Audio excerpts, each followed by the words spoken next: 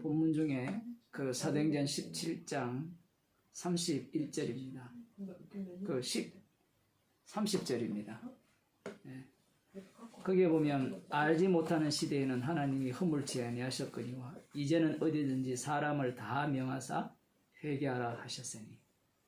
상당히 불쾌한 말이죠. 허물지 알지 못하는 세대에는 그냥 넘어갔는데 이 부분은 제가 설교 시간에 충분히 말씀드렸고요. 이제는 어디든지 사람을 다 명하사 다 명령을 내리는 겁니다. 그러니까 복음 선포라는 것이 회개하라고 명령을 내리는 거예요. 여기에서는 직접적으로 이렇게 표현하죠. 사도행전 2장이니까 거기에서도 마찬가지죠. 어찌할 거라고 할 때 회개하라 이렇게 나오고 여기에서는 회개하라가 먼저 나오고요. 세례요한이 증거할 때도 마찬가지였고 예수님께서도 말씀을 전하실 때도 회개하라 이렇게 명하셨습니다.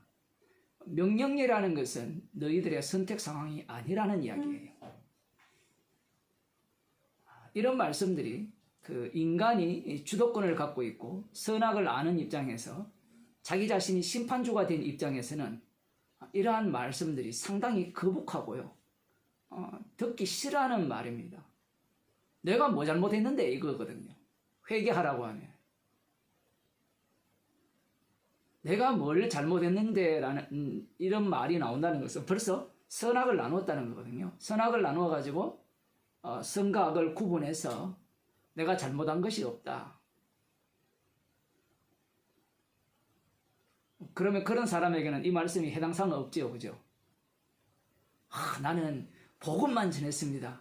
그러니 회개하라는 이 명하심은 저에게 하시는 말씀이 아니고 즉 복음을 안 전하는 사람이나 듣지 않는 사람에게 하시는 말씀이지 않습니까? 이렇게 사람들이 말씀을 듣게 되거든요. 항상 이 인간의 악마성은 복음을 모를 때는 내가 들어야 되는 입장이다 라는 입장에서 말씀을 들으려고 하지만 복음을 알게 되면 그 다음에는 자기 자신을 피해갈 궁리를 찾아내죠.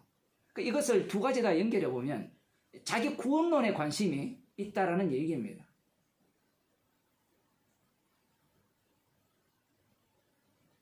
이 회개를 명하셨다. 이 말씀은 항상 현재입니다. 이 말씀은 자기 백성에게 해당되는 말씀이거든요. 그러니 사도 바울이 십자가를 전가하고 있는 거고요. 처음 복음을 듣는 사람들은 아닙니다. 이미 한 번씩 들었거든요. 들었는데 아레오바고로 데리고 가서 네가 하는 말을 좀 더 소상히 들려달라 요청을 했고 요청한 그들에게 다시 하는 얘기가 회개하라 명하셨다. 사도 바울이 전하는 이 복음은 명령입니다. 선택이 아니고. 그러니까 명령은 그 다음 단계죠. 제가 선택이라는 표현을 했는데 명령이라는 의미는 인간이 선택할 수 있느냐 없느냐의 그 어떤 여지가 있다라는 뜻으로 들릴 수 있는데 이 말씀이 창세기로 가게 되면 하나님의 말씀은 능력은 요한복음도 마찬가지지만 말씀대로 명령을 하게 되면 회개하라 명령하신 그분에 의해서 회개하는 자가 만들어집니다. 여기까지 육에 속한 사람들은 따라오지도 못하고 상상도 못하죠.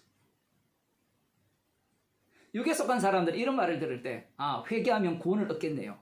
예수 믿으면 구원을 얻겠네요. 이런 식으로 이 말씀을 들을 가능성이 아주 농후합니다.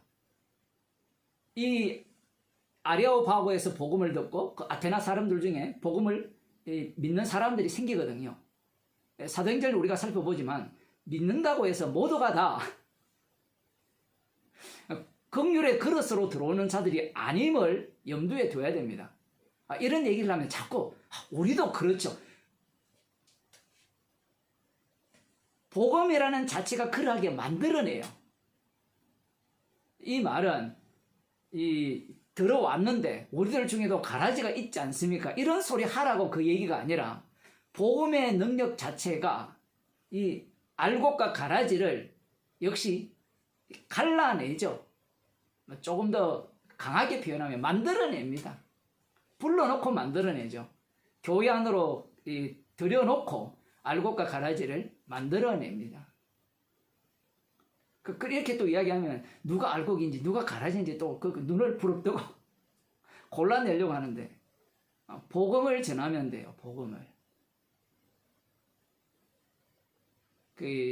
항상 우리가 오해하지 말아야 되는 게 이 말씀을 배워서 옳음을 이야기하면 그게 복음이라 생각하는데 옳음은 복음이 될 수도 있고 안 될 수도 있어요.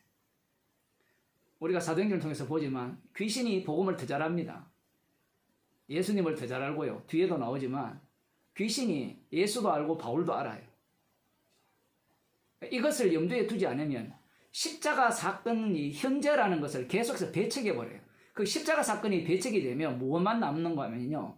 그 어느 체계만 남아요. 어느 체계. 그 어느 체계가 뭐예요? 선악을 아는 지식이거든요. 그 교회에 오면 선악을 아는 지식이 뛰어난 사람이 신앙이 좋은 것 같지만 사실은 그 사람이 가장 악마적일 수 있어요. 저 같은 사람. 사람들은 착각을 하죠. 이걸 많이 알면, 제대로 알면. 제대로 알아서 그 구원을 얻을 것 같으면 앞서도 말씀드린 것 같이 오전 예배 시간에도 말씀드린 것 같이 잘 가르치면 돼요. 그게 신천지잖아요. 가르치고 그 다음 행하면 되잖아요. 그 하나님의 교회고. 이단 집단들이 다 그렇게 하거든요. 이게 진리입니다. 제가 설교 시간에 수도 없이 그런 얘기했죠. 개혁주의 이야기가 남의 이야기가 아니고 우리의 이야기죠. 신앙 고백을 만들어낸다는 것은 진리 체계를 지식 정보화시킨 거예요. 그 지식 정보를 머릿속에 집어넣고 믿습니다 하면 구원을 얻는다는 논리거든요. 그걸 우리에게 그대로 가져오면 제대로 된 십자가 복음을 나열하면 얽혀대면 구원을 얻을 수 있다. 이렇게 되는 거예요. 그렇게 되어버리면 십자가 사건 자체가 날아가 버리죠. 주님이 지금도 살아계셔서 친히 십자가의 피능력으로 일하시거든요. 그 일을 하실 때 항상 어떤 모습으로 일을 합니까? 그 복음을 전하는 자가 십자가 사건 속에 합류해요. 합류를 당합니다. 항상. 상당히 난감한 이야기를 한 겁니다. 상대들은 회개할 게 없어요. 기껏해야 회개할 것은 뭐 선악, 자기들이 갖고 있는 선악 기준이죠. 윤리, 도덕 그런 기준으로 이건 잘못했고 이거는 부모께 효도 안 했고 이건 뭐 내가 어떤 사람에게 사기를 쳤고 거짓말을 했고 분노를 했고 화를 냈고 이런 얘기인데 지금 사도 바울이 회개하라 명한 것은 무엇을 갖고 회개하라 명합니까? 십자가를 갖고 이야기하죠. 그 십자가를 갖고 회개하라 명하면 모든 사람이 뭐예요? 무조건 회개해야 되는 입장에 놓여 있어요. 다 지옥불에 들어가는 입장이라는 얘기입니다. 그런데 무슨 수로 자기 스스로가 이걸 인정하겠어요? 선악을 아는 체계 속에서는 회개할 거리를 찾아내죠. 이것도 잘못했고 저것도 잘못했고 그럼 목사님 우리는 이것저것 잘못했다고 생각 안 해야 됩니까? 반드시 해야 돼요. 성경에 보면 그러한 죄들을 세세하게 나열을 해요. 나열을 하는 이유가 뭔가 하면 그 나열한 그 속에 십자가 사건이 다 담겨 있는 겁니다. 근데 인간들은 또 그 세부적으로 나열한 걸요 뭉치려고 해요. 뚱쳐서 난 죄인이야. 그게 속편하거든요. 그러면 다 빠져나갈 구멍이 되잖아요.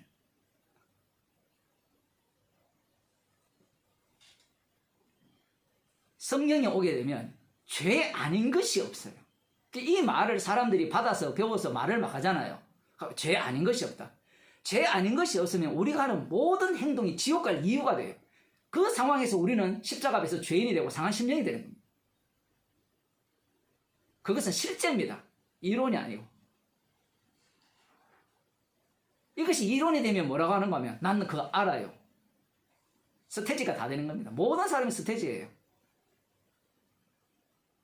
목사님이 우리를 자꾸 공격합니까? 우리가 아니라 첫째 아담에 있는 모든 인간이 그러해요. 신천지가 남이 아니고요. 우리 속에 그대로 담겨 있는 겁니다. 우리들도 가능하면 신천지처럼 되고 싶은 거예요. 그게 못 되어서 안달난 자들이 우리들 자신이거든요. 그래서 이 사도 바울이 회개하라 명하셨다. 이제는 모든 사람을 다 회개하라 명하셨다. 선언하셨다. 이 말씀에 해당 사항 있는 자들은 회개하겠죠. 이 회개는 자기로부터 출발하는 회개가 아니라 십자가의 영이 부어진 회개가 됩니다. 십자가를 자랑하기 위한 죄인이 되죠. 완전히 뒤바뀌어 버립니다.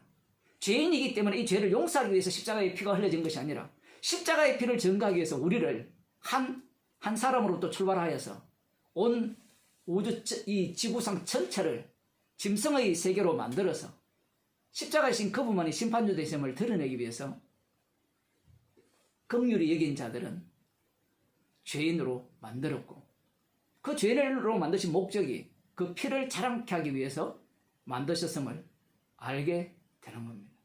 그런 이 말씀의 능력이에요.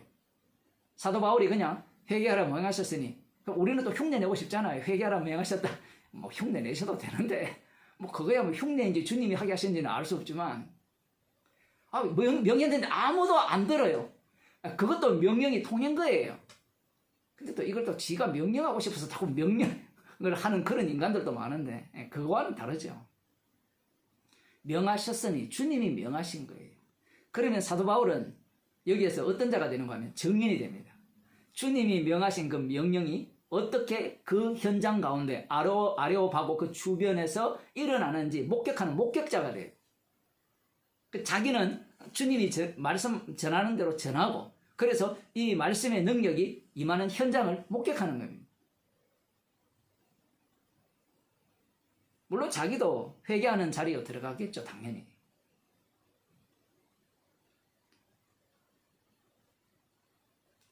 말씀이 살아있다는 것을 놓치게 되면 이 회개하라고 명하셨다는 이 말씀을 어떻게 듣느냐라고 할 때는 내가 안 믿었기 때문에 모든 것이 나로부터 출발해버리죠. 말씀이 살아있으면 내가 믿든 안 믿든 무조건 죄인이에요. 하나님 아들을 살해한 죄인으로 드러나는 겁니다. 그래서 뒤에 나오는 그 오늘 설교 제목을 그렇게 정했거든요. 정하신 사람으로 정하신 심판의 날. 그럼 이 말씀도 누구에게만 알아듣는 말씀이 되고 받아들이는 말씀이 되느냐라고 할 때는 회개의 그 명을 받은 자가 그 명령에 의해서 회개 당한 자죠. 회개를 내가 한 자가 아니라 회개 당한 자가 온 세상을 어떻게 만들었다? 왜 만드셨다? 왜 아담으로부터 출발시켰는가? 로마서 5장에 하면 한 사람으로 범죄하여서 모든 사람이 죄인이 되고 사망의 왕도로 됐고 한 사람의 죽으심으로 말미암아 그 죄인들을 다 의인되게 만들어서 하나님의 의로움을 온 세상에 드러내시는 그 일을 위해서 세상을 만드셨다라는 것을 이렇게 받아들이고 믿어지게 되는 겁니다. 말씀은 살아있습니다.